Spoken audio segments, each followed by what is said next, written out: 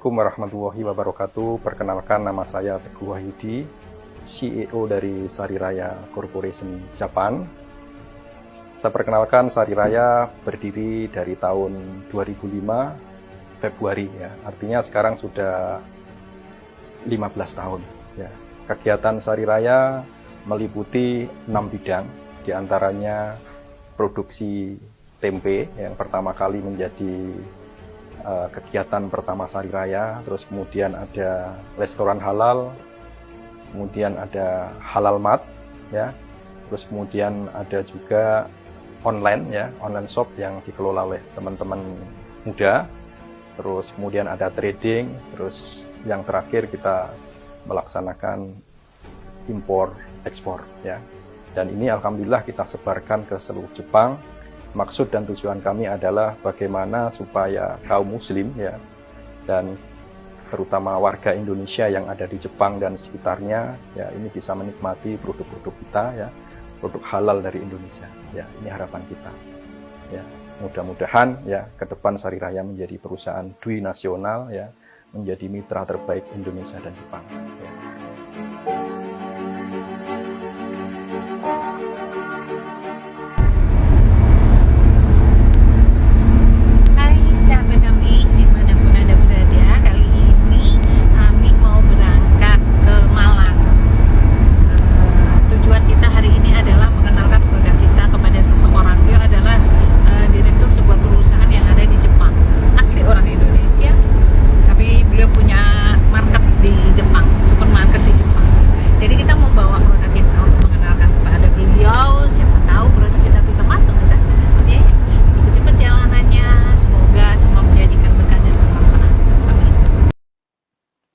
Hai sahabat Tami dimanapun Anda berada, kali ini Ami lagi berkunjung. Sebenarnya harusnya berkunjungnya ke Jepang ya, tapi kebetulan beliau lagi pulang ke Indonesia dan Ami berhasil menemui beliau. Beliau merupakan salah satu ikonnya Indonesia sebenarnya. Banyak orang tidak tahu kiprah beliau untuk membawa nama besar Indonesia ke negeri Jepang, negeri Sakura. Bagaimana kiprah beliau sebagai seorang kawula muda yang bisa sukses di negeri Jepang sana, dan bagaimana beliau membawa produk-produk Indonesia untuk dikenalkan di negara Jepang. Bahkan beliau ini mendapatkan beberapa awards atas keberhasilannya dia untuk menjualkan produk-produk di Indonesia. Kita akan kulik, kita akan berkenalan dengan beliau. Siapakah beliau orang hebat ini beserta dengan pendampingnya yang cantik sekali. Oke, monggo sekarang. Boleh diperkenalkan dulu Bapak namanya. Oh, seharusnya Ami panggilnya anak nih. Iya, gitu ya, karena lebih ke ibu ini. Monggo. Baik, terima kasih. Assalamualaikum warahmatullahi wabarakatuh. Para entrepreneurship yang ada di Indonesia, para pelaku ekspor ataupun yang pengen memulai ekspor melalui kawan-kawan apa Bu namanya Bu? Ya, UMKM. UMKM Indonesia untuk go internasional atau bisa tembus ekspor, ya. Perkenalkan, nama saya Teguh Wahyudi. Asli saya dari Tuban. Ya, cuman sudah lama dari tahun 94, ya 90-an lah saya meninggalkan Tuban, hijrah di Kota Malang. Kemudian tahun 2003, setelah saya 2002 lulus dari Brawijaya, saya ada kesempatan belajar di Jepang. Kemudian 2003, 2004, 2005 saya bikin perusahaan, namanya Sari Raya. Dan berada di Jepang. Nah, pusatnya Sari Raya ada di Chubu. Nah, Chubu itu adalah Jepang Tengah. Ya, Chubu, Jepang Tengah, dekat dengan Bandara Internasional Nagoya. Kira-kira itu. Jadi kita sudah kurang lebih sekitar 18 tahun lah Sari Raya ini. Jadi tahun 2005 awal sampai sekarang. Ya, 2005 sampai sekarang berarti 17 tahun lebih. Ya, kita lahir dengan visi dan misi kita pengen usaha dan dakwah. Ya. Ya, memang kita sudah punya ini ya gambaran, ya, bisnis plan kita itu apa yang cocok untuk di Jepang, itu usaha dan dakwah ini cocok ya, karena di sana kalau kita membawa nama usaha berarti kita ada suatu kegiatan bisnis. Tapi kalau kita bicara dakwah berarti pas ya, Jepang itu minoritas. Ya, saya orang Muslim, di Jepang perlu ya dakwah oleh kita supaya nanti masyarakat Jepang juga mulai mengenal halal, ya, kenal Islam dan kenal budaya kita. Kira-kira begitu, Umi. Keren. Ya. Sekarang nih berganti nih Ya. kepada pasangan yang cantik sekali. Ini kan yang Ami tahu ternyata dari Bali ini. Dari Gimana Banyuwangi. ketemunya ini? Kenalin dulu deh namanya. Ya, ini. Assalamualaikum warahmatullahi wabarakatuh. Waalaikumsalam. Nama saya Komang Iriani. Memang seperti nama Bali. Alhamdulillah memang keluarga juga sebagian ada dari Bali. Tetapi saya lahir di Banyuwangi. Banyuwangi dekatlah dengan Bali ya. Ya keluarga memang ada di sebagian ada di Bali. Tapi saya lahir dan besar di Banyuwangi sampai dengan selesai sekolah kuliah di Bandung, Ketemunya Bapak di Jepang. justru di Jepang. Betul. Jadi kebetulan waktu itu juga mau lanjut sekolah ke sana tanpa sengaja lah ya. Mungkin Allah sudah mentakdirkan kami untuk bertemu ya. Akhirnya kami menikah di sana. Jadi ya mulai dari ya memang yang mau mulai pertama suami untuk membuka usaha itu sudah ada. Menikah dengan saya beliau sudah punya usaha. Tapi memang masih belum impor sendiri waktu itu. Jadi masih belum terlalu besar. Jadi bersama dengan saya, alhamdulillah kita berpikir bersama, kita maksimalkan bersama gimana caranya kita bisa maju, teman-teman yang muslim yang ada di sana bisa mendapatkan makanan halal dengan mudah, produk apa yang kira-kira bisa kita, maksudnya ide-ide yang bisa kita datangkan dari Indonesia, yang bisa dinikmati teman-teman di sana yang halal gitu kan. Susah ya, waktu itu kan nggak semua rekan-rekan kita itu bisa mendapatkan bahan-bahan yang seperti di Indonesia kayak gitu. Nah, kebetulan di tempat kami bisa mengadakan, iya, jadi memudahkan rekan-rekan muslim di sana untuk mendapatkan makanan halal. Mudah-mudahan itu juga jadi berkah ya. Amin. Ini idenya pertama kali kok berani membuat supermarket menyediakan seperti, kan nggak mudah. Jepang ini termasuk kota yang sulit karena disiplinnya, karena mereka tidak mau sembarangan, kalau makanan harus higienisnya harus terjaga banget gitu kan. Kok bisa terrealisasi dan ide ini ternyata menjadi sesuatu usaha yang luar biasa. Gimana nih ceritanya? Bu, jadi gini Bu, Berolah tempe ya. waktu tahun 2003 saya pertama kali menginjakkan kaki saya di Jepang, ya melihat itu begini. Jadi banyak masyarakat asing, terus kemudian banyak masyarakat Muslim, banyak warga Indonesia itu saya lihat di Nagoya. Saya berpikir apa yang dilakukan mereka di Jepang kok sebanyak ini orang asing. Nah, saya coba bertanya kepada beberapa orang yang ada di sana, termasuk orang Indonesia, ngapain Anda di sini? Kan saya baru datang nih. Ketika melihat komunitas sebanyak itu kan penasaran gitu. Oh, apa sih sebenarnya yang Anda lakukan di sini? Ya macam-macam, ada yang bekerja, ada yang studi, ada yang memang menikah dengan orang di sana. Saya tanya, kalau seperti ini berarti Anda memakan makanan Jepang atau halal? Lah itu, makanan halal susah saat itu. Nah, susah ya Anda cari? Iya susah Mas. Jadi dengan susahnya makanan halal saat itu ya, kami berpikir berarti ini potensi baru. Buat saya ketika saya bisa mendatangkan, memproduksi atau mengusahakan makanan-makanan halal untuk mereka yang ada di Jepang, terutama kaum muslim yang ada di Jepang, ini luar biasa. Nah, oleh karena itu, setelah saya belajar di sana, ya mungkin kurang 2 bulan, saya ngomong ke sensei saya, ke dosen saya, boleh nggak saya mengubah visa saya dari student ya, menjadi seorang investor gitu. Nggak bisa. Muri, istilah orang Jepang begitu, sangat muri. Muri itu nggak bisa. Tidak mustahil. mungkin lah. Mungkin. Hal yang tidak mungkin menurut sensei waktu itu. Jadi jangan bermimpi lah. Dari student menjadi bisnismen tuh jangan bermimpi istilahnya. Terus, Student ya student aja gitu. jadi, maksudnya gitu. saya pikir, ya saya percaya karena dia orang mengerti daripada saya. Saya bertanya nggak mungkin. Nah, tapi yang namanya hati Bergejolak. itu pasti benarkah seperti itu gitu loh. Oleh karena itu saya diskusi dengan kakak, ya kebetulan kakak saya kan juga di sana juga, kuliah di sana. Waktu itu, kalau kamu pengen bisnis, ikuti hatimu. Ya. Keren. Ikuti hatimu aja gitu loh. Coba aja sendiri kan gitu. Ya kalau kamu memang bisa mencoba membuktikan, ya berarti apa kata sensei itu gak benar gitu. Akhirnya benar Bu, saya coba gitu. Saya coba, ya saya maju ya. Kan syaratnya kan banyak tuh. Ya. Kalau bisnis berarti syaratnya harus dengan uang kan gitu. Nah, Nah syaratnya dengan uang berarti harus ada syaratnya dengan legalitas, ya otomatis harus ada perbankan yang bisa memberikan semacam rekomendasi bahwa Anda itu punya uang, ya ditaruh di bank, bank menyatakan pernyataan uang itu akan digunakan untuk bisnis. Nah ini luar biasa susah, Bu. Waktu itu kan masih muda saya.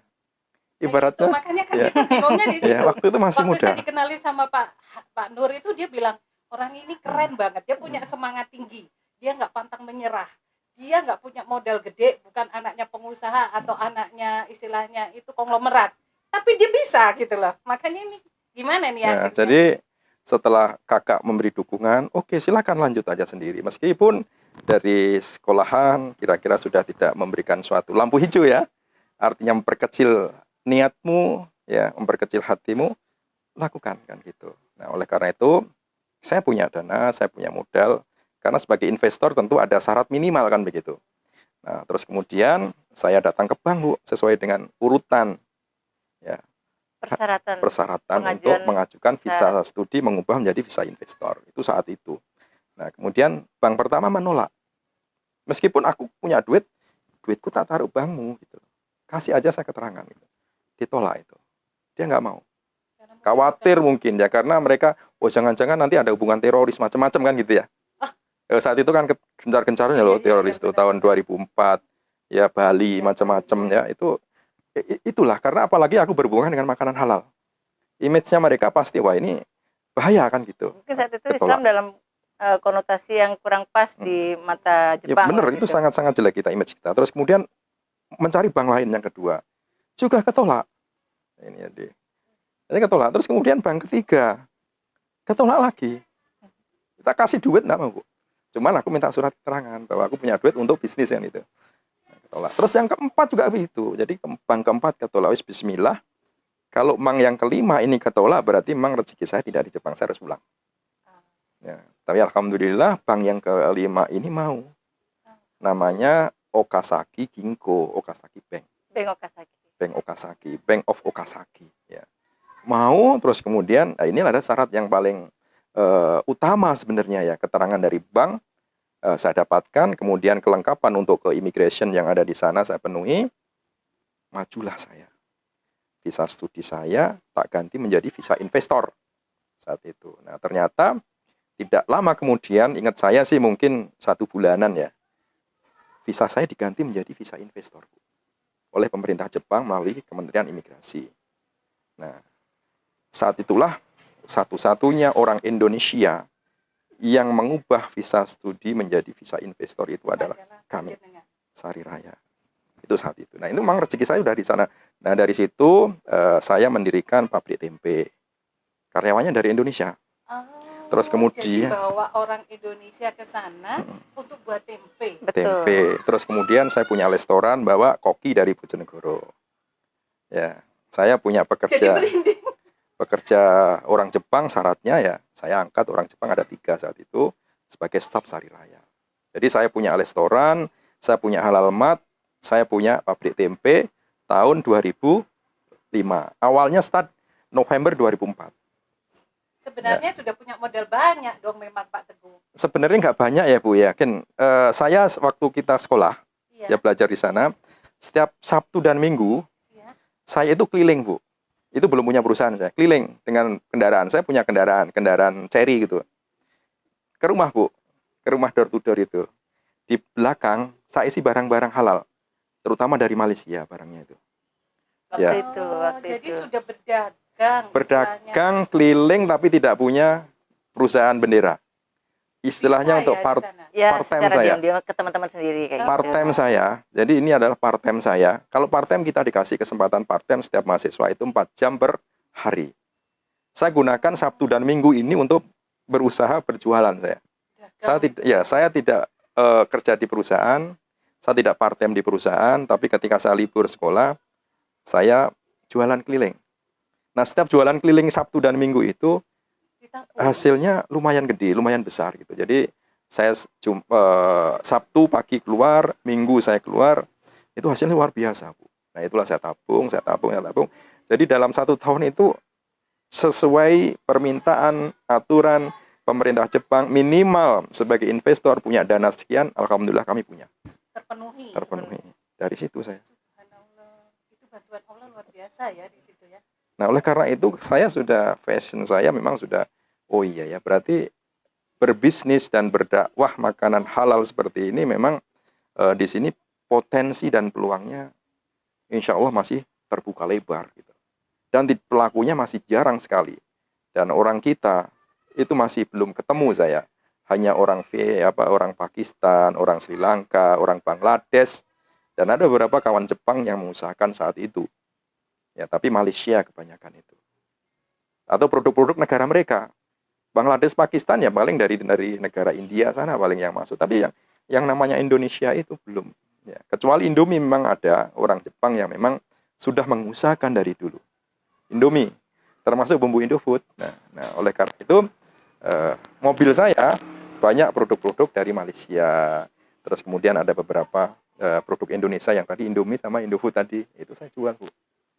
Ya, kira-kira seperti itu. Jadi ya, alhamdulillah dengan kegiatan-kegiatan seperti itu masyarakat Muslim terbantu. Ya, terutama masyarakat kita Indonesia bisa mudah mendapatkan makanan halal, produk-produk Indonesia sesuai dengan yang mereka harapkan dan mereka inginkan. Akhirnya berkembang menjadi ada berapa supermarket nih sekarang dari 2005 sampai sekarang berarti ya. Sebenarnya kita itu fokus kita sebenarnya adalah produksi makanan.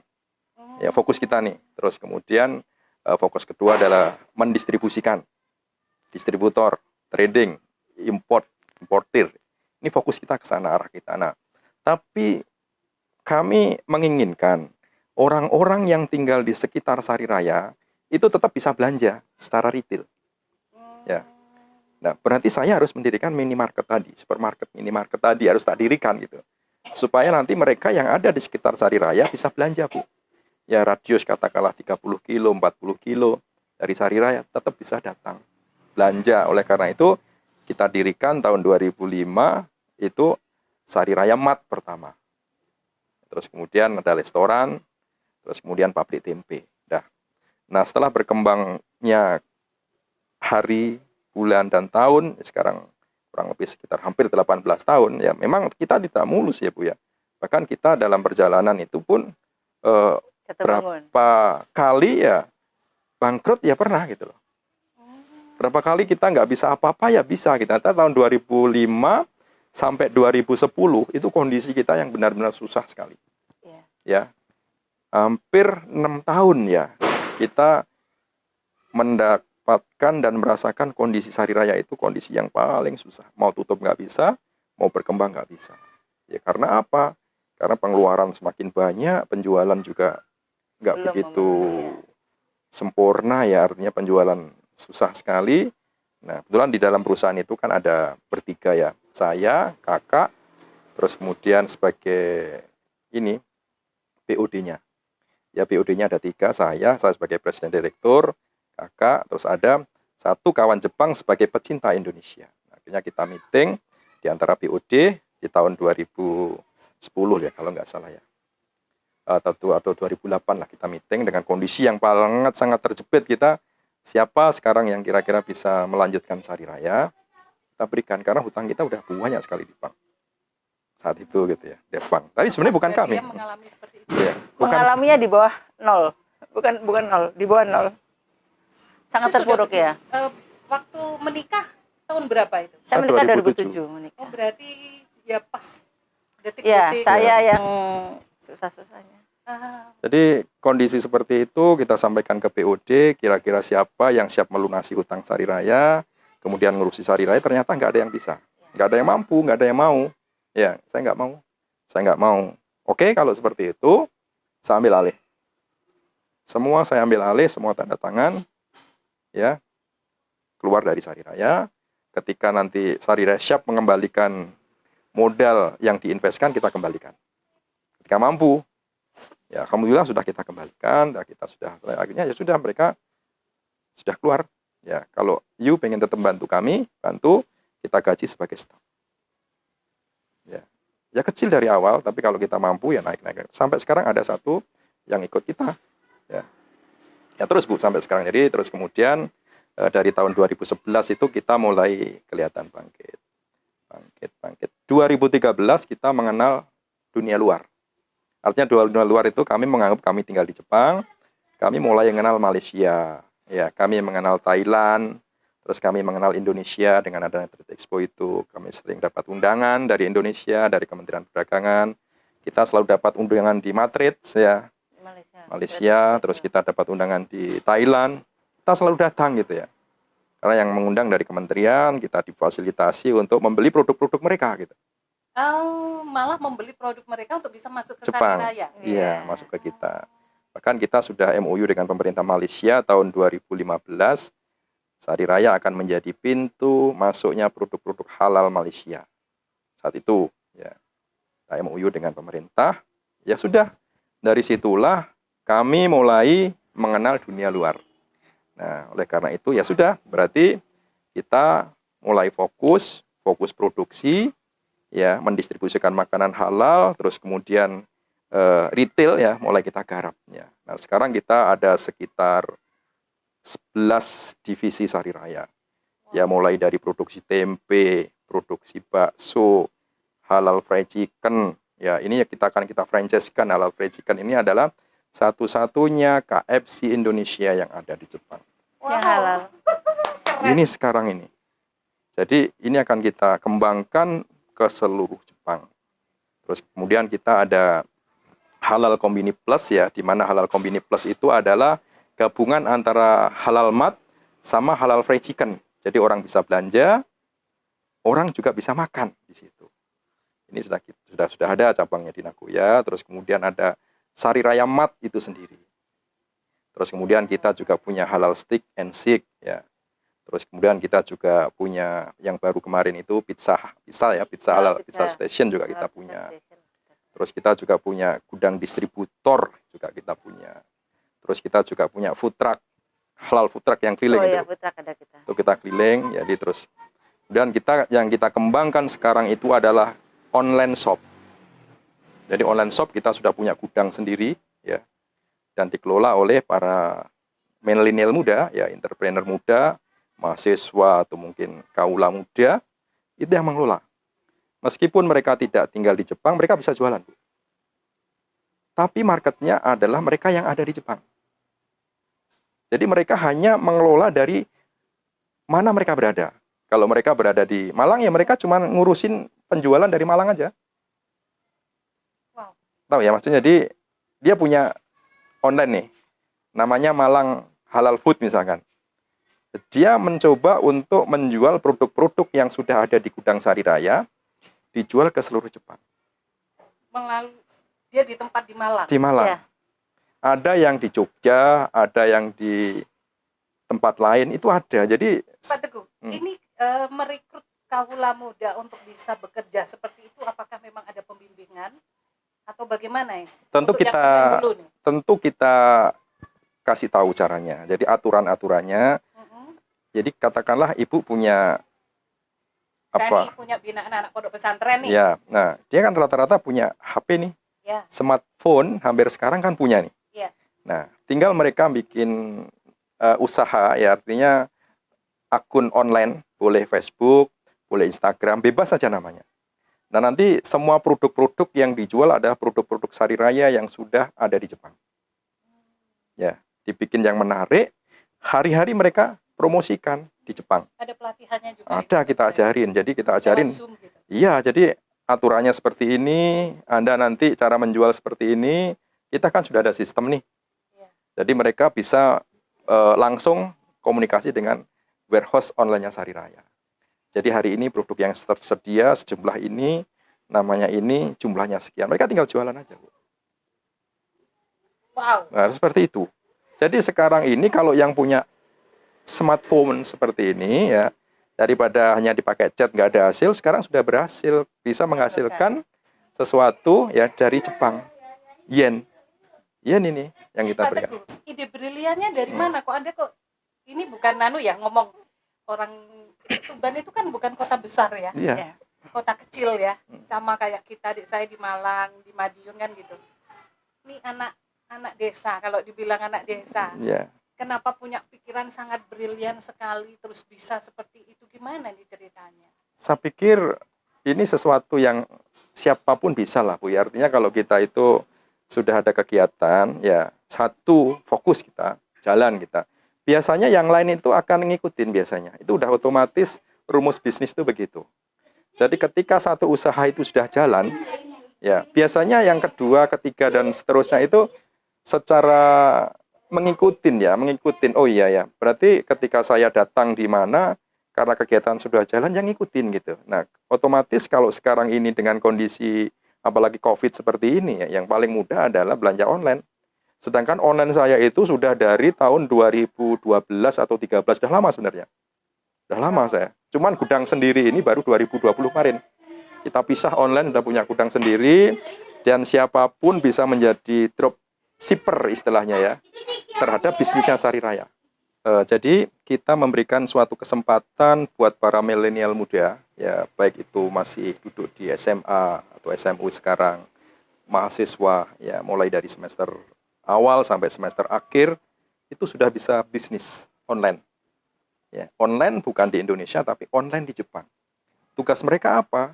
Hanya membuat suatu, boleh website, boleh Facebook, boleh Instagram, hanya bikin nama saja, nama online-nya apa. Nah, nanti semua produk-produk akan kita kasih. Ya, kita punya kurang lebih ada 1000 SKU ya, artinya macam varian yang ada di Jepang. Nah, itu akan dibikin katalog yang menarik ya oleh para dropshipper tadi atau para kawan-kawan yang ingin online dimanapun mereka berada. Nah, marketnya ya di Jepang. Semua pengerjaannya di Indonesia. Pengerjaannya di Indonesia. Ya, jadi kalau kita misalkan lagi mau tidur-tiduran nih, daripada chat dengan kawan-kawan aja nggak ada hasil, udah chat dengan di Jepang. Ini aku punya produk nih, katakanlah brem medium gitu ya. Ya siapa tahu banyak yang tertarik brem medium, padahal bremnya sudah ada di Sari Raya. Ada pesen, ya hari ini pesen, invoice dikirim, besok udah nyampe di tujuan. Tujuannya di Jepang. Keren ini. Mereka dapat komisi, mereka dapat Sharing fee-nya gitu. Sebentar nih, Pak. Ya. Kalau di Indonesia nih ya, UKM ini juga ada yang diajarin seperti itu, kayak di Bukalapak, di Shopee, terus di Tokopedia. Jadi kita diajari di situ bagaimana kita masukkan produk untuk ke market di Tokopedia. Nah, ini apakah juga nanti Sari Raya mengajari para apa namanya, yang dropshipper ini yang ada di Indonesia ini, yang jualan ini, apakah diajari juga seperti itu? Oh, berarti kalau masuk ke Sari Raya nanti mau online itu caranya seperti ini. Ada pembimbingan istilahnya seperti itu. Jadi kalau boleh tak bantu ya, jawab ya. Contohnya, saya kasih contoh langsung ya. Iya. Semisalnya yang sudah terjadi sekarang, yang salah satu reseller, kita bilang reseller ya.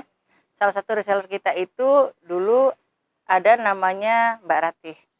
Beliau di Jepang waktu itu bekerja. Kita awalnya simple, tawarkan ke teman-teman siapa yang mau belanja, mah itu sekalian digabungin kayak gitu kan.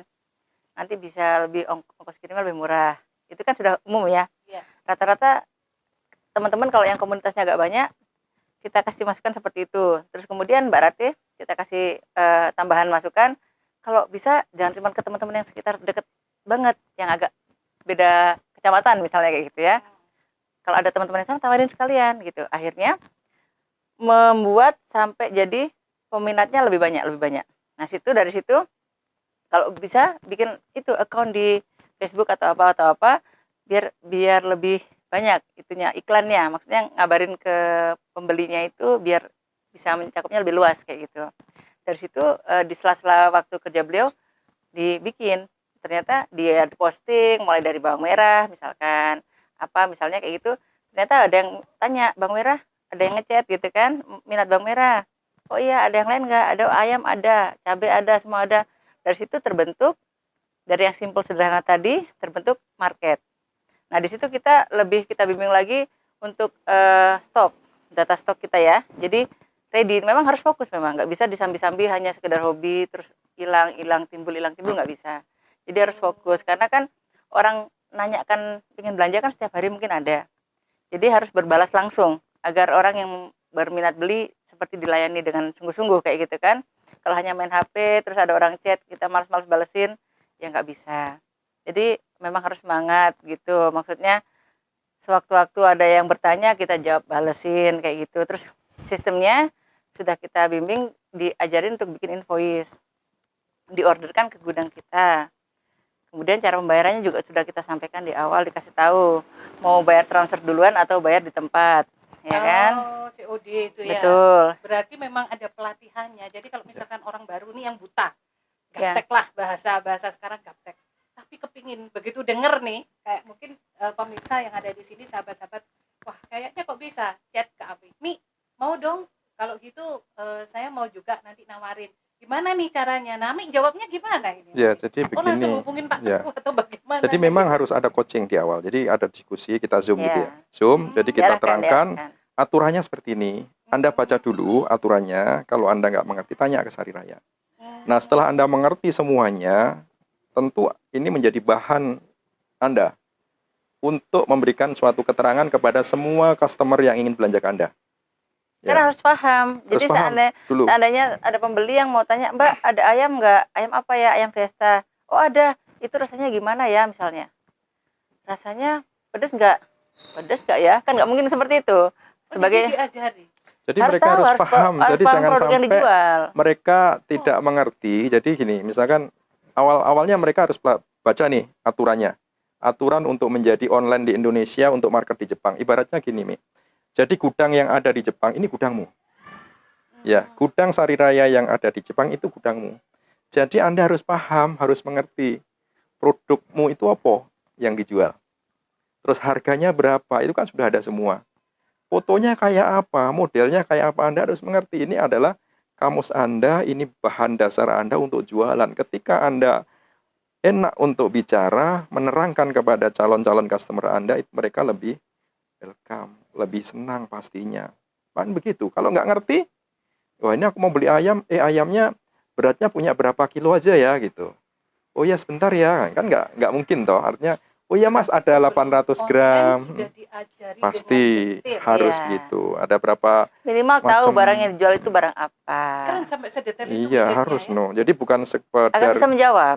harus bisa jawab no. Kan kadang Kok pembeli, bisa sampai terpikir seperti itu? ya itu pengalaman dari hari ke hari, bulan ke bulan kita melakukan pekerjaan online itu kan bukan instan sehari ini jadi seperti ini juga tidak. Dari beberapa tahun yang lalu sudah kita, dari saya yang mengawali berhubungan dengan satu rekan yang mau jadi reseller kita tadi, dari nol sampai dengan mereka punya passive income bulanan yang lumayan lah, daripada ya 2 digit lah ya, Ya, kita bilang 2 katakanlah digit kalau lah ya. misalkan katakanlah Ya. gini, oh ternyata yang tertarik di kegiatan Umi, misalnya podcast hari ini, ternyata banyak mahasiswa yang tertarik. Oh saya pengen nih online di Jepang. Berarti tak kumpulin aja. Bisa dikumpulkan, Nanti di-zoom-kan bisa gitu. di zoom, Sahabat, cara-caranya seperti satu apa. catatan nih.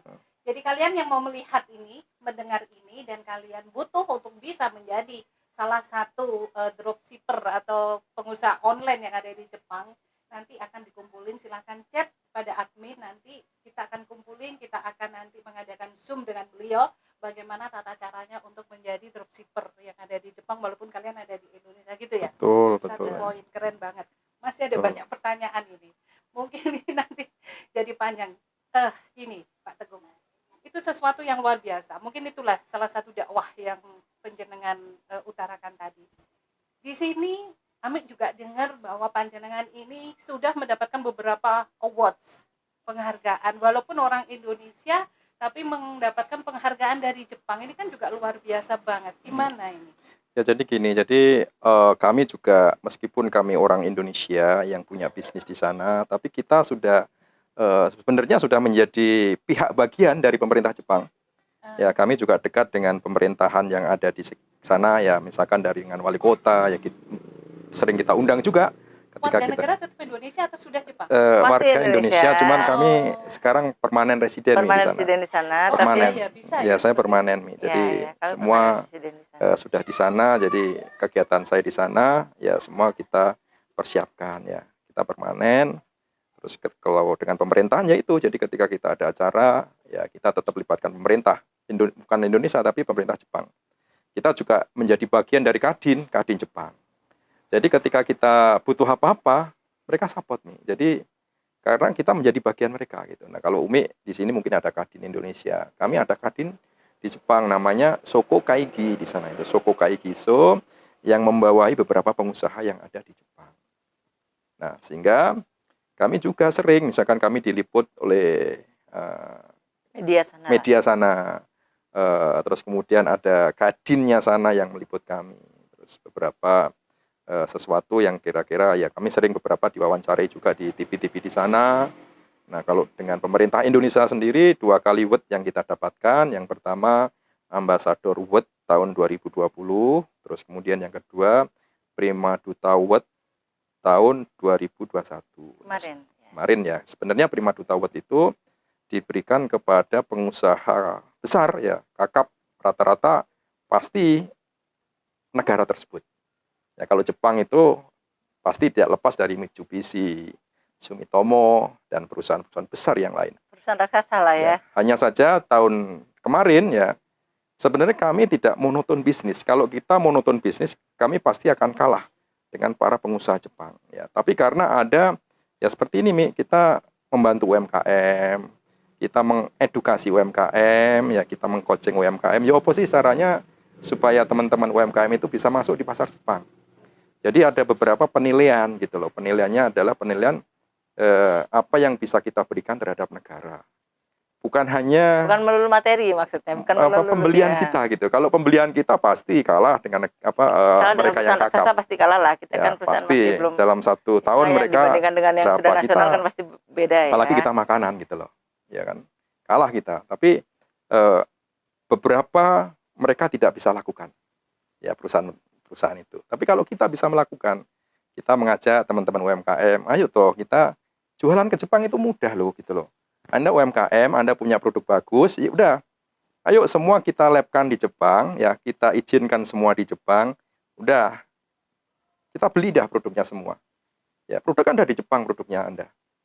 Anda jual sendiri di Indonesia bisa, dari Indonesia jualnya. Tapi kan sudah kita beli. Jadi Anda bisa menjual produk Anda sendiri, Anda bisa jualan produk-produk Sari Raya, di mana produk-produk Sari Raya itu banyak dari beberapa produsen yang ada di negara Asia Tenggara itu ada. Termasuk produk-produk kelas kakap yang ada di Indonesia itu sudah kita miliki di sana.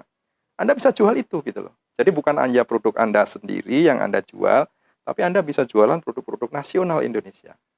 Ya, Anda bisa dapat duit dari kami ya karena kami beli produk Anda.